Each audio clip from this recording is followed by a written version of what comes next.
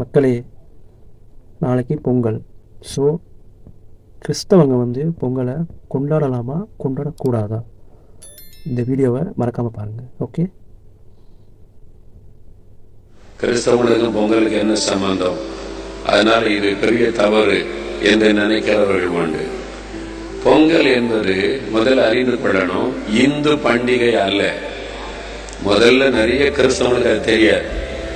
பொங்கல் இந்துக்கள் பண்டிகையே கிடையாது. பொங்கல் என்பது தமிழருடைய பண்டிகை. நீங்கெல்லாம் தமிழர்களா இல்லையா? தமிழர்களுக்கான பொது பண்டிகை தான் இந்த பொங்கல் என்பது, தமிழர் திருநாள்.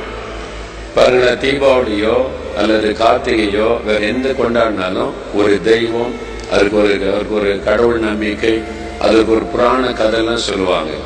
பொங்கலுக்கு அப்படி ஒரு கதையும் கிடையாது. அப்படி ஒரு குறிப்பிட்ட தெய்வத்தை வச்சு வணங்க மாட்டாங்க. பொங்கலுக்கு தமிழர்கள் என்ன பண்ணுவாங்க? அறுவடை பண்டிகை. ஆக்சுவலா பொங்கல் என்பது அறுவடை பண்டிகை. அறுவடை செய்து புது பானையில அந்த புது அரிசியை பொங்கி, அதாவது இறைவனுக்கு நன்றி செலுத்துவது. நமக்கு பைபிள்ல தான் இருக்குது அரிப்பின் பண்டிகை என்று.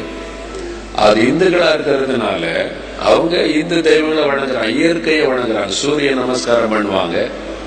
ஏன்னா சூரியன் இல்லாம விளைச்சல் வராது, மழை இல்லாமல் விளைச்சல் வராது. இயற்கையினாலதான் நிலங்கள் ஆசீர்வதிக்கப்பட்டு விளைச்சல் வருகிறது என்று அந்த நம்பிக்கையில அதுக்கு கும்பிடுவாங்க.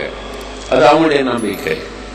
ஆனா உண்மை என்னன்னு சொன்னா, அந்த இயற்கையெல்லாம் உண்டாக்கின ஒரு தேவன் நம்முடைய நீதியின் சூரியனாம் இயேசு.